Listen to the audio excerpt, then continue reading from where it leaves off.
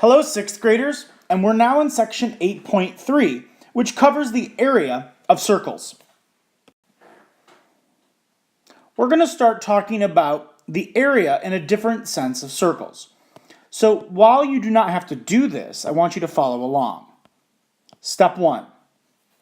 Draw a circle and label the radius as r. So I've drawn a circle here, and I've labeled the radius as r. I've then divided the circle into 24 equal sections. So you're probably thinking, what in the world does this have to do with anything? Well, what we're talking about is we're going to actually develop an area of a circle, the formula, based on the area of a parallelogram. So let's go to the next slide. I've taken what we have and I'm putting it a little smaller in the upper corner just so I have more room to do with what the next shape we're going to deal with. I want you to cut, or imagine that we cut, all of those sections and we place them together to make a parallelogram. So here's our parallelogram. So I've taken all these pieces up here and I've cut them up and I've alternated them and I've made a parallelogram. Now you'll notice that it's not exactly a parallelogram, but it's an approximate parallelogram. You'll see that the edges here are rounded, and a parallelogram doesn't have rounded pieces. But how do you find the area of a parallelogram? Well, the area of a parallelogram, as you already know, is base multiplied by height. Now the height can be anywhere, like height can be there, the height can be here, it does not matter. So, we go a little further. And we do this. I want you to write down the formula. Base times height equals area. That's the formula for area of a parallelogram. But now we're going to take what we know about a circle. The more sides we have in a figure, the more straight, let me rephrase that. The more we cut up this circle into smaller pieces. Like if I cut it into, let's say, 4 pieces, you would have something like this. And this is really, really bad, but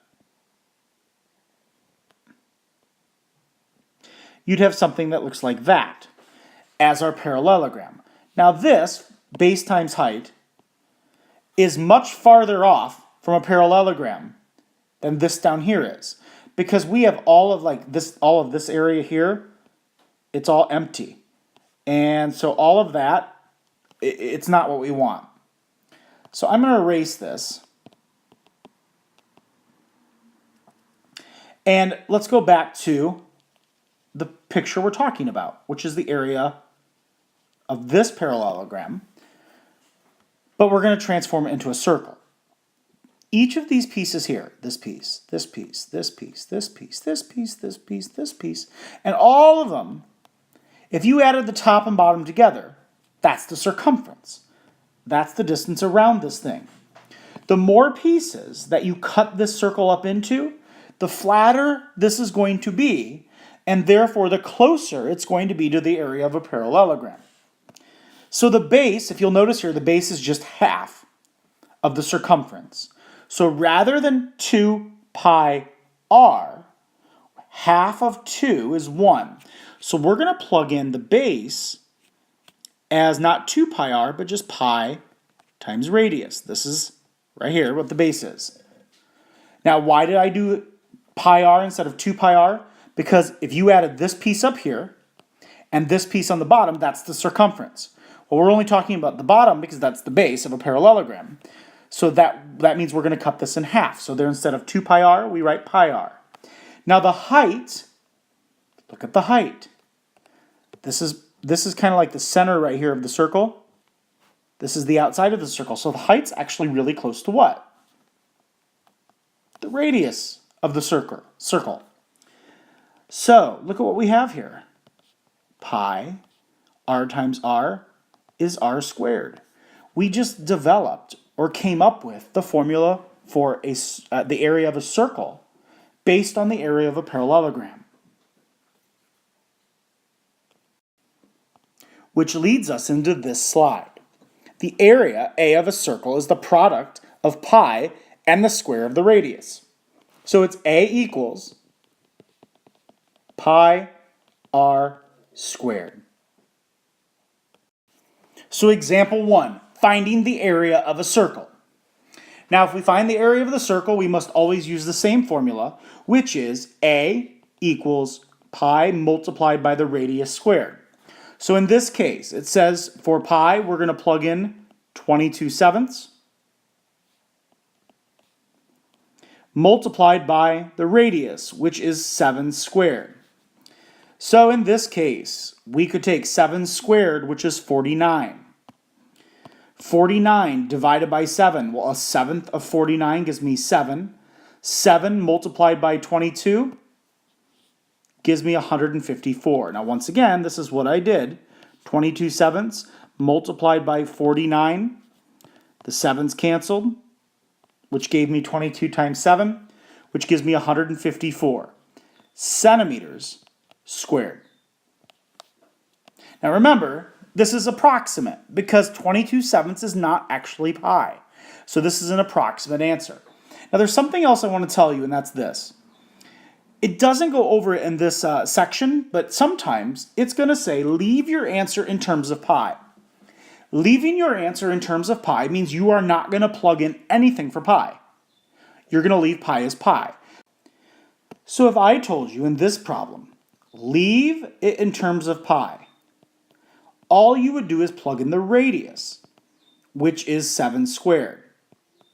And so your answer would be 49 pi. This is actually an exact answer because I have not plugged in an approximate value for pi. So 49 pi is actually your real answer. But if I plugged in either 22/7 or 3.14 for that pi, that's when it becomes an approximate answer. And I did not mean to just cover that up there. Okay, so going on to part B, find the area of a circle with a diameter of 26 inches. Well, we do A equals pi r squared. A equals here, it's 3.14 multiplied by 13 squared, because 13 is the radius. So that would give me an answer that is approximately 530 and 66 hundredths. And we put our label, square inches. Now the reason why it's squared, people are always like, why is area squared? Because if you looked at this 13 really has a label of inches on it. Well, if I square that, 13 times 13, well, that's 169, but look at what I get here. Inches times inches. Inches times inches is inches squared. We follow our rules for powers that we did earlier in the year. So inches times inches gives us inches squared. That's why area is squared. Example number 2. You want to find the distance the monster truck travels when the tires make one 360-degree rotation. Which best describes this situation? Well, if you have a tire, here's our tire, and it's going this way. It looks actually more like a donut, but if we had a tire and it starts here, and we go a distance, a full rotation, if we wrap this distance around the tire, what are we talking about? The radius of the tire, the diameter of the tire, the circumference, or the area of the tire? Well, since it travels one rotation, that's the same as a distance around the tire. The distance around a tire would be the circumference of the tire. So in example 3, find the area of the semicircle. Well, the area of a semicircle, that'd be half the area of a circle. So I'm going to use A equals pi r squared, but now I have to take half. So I'm going to divide it by 2. So the area of this shape is going to be pi, which is 3.14, multiplied by the radius. Well, here, the diameter is 30, so the radius would be 15 squared.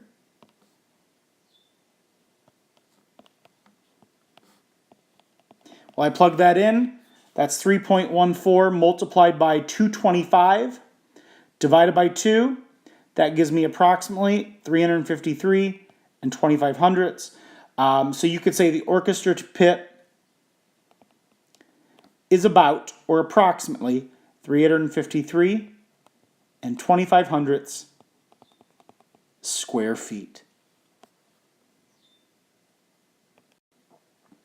Now for your vocab for this section, there was none. You did not have any new vocabulary in section 8.3.